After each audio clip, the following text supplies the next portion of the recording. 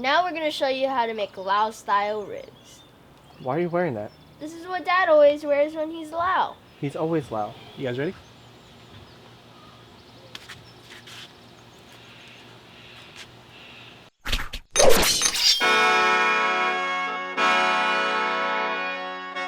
One more time, unpack, rinse, dry.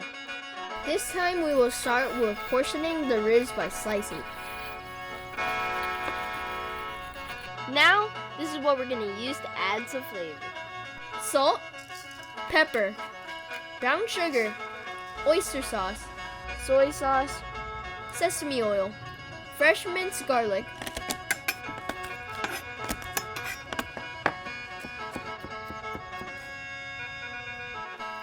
Once you light the fire, place the meat on the grill with the meaty side down.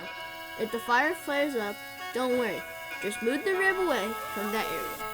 You don't need to put all the ribs on at once. Try to create a sear zone, high heat zone, and a low heat zone. That way your ribs will turn out great. Once it's all done, it's time to eat. Lao ribs is good with the side of papaya salad and sticky rice, which we'll show you how to make in another video.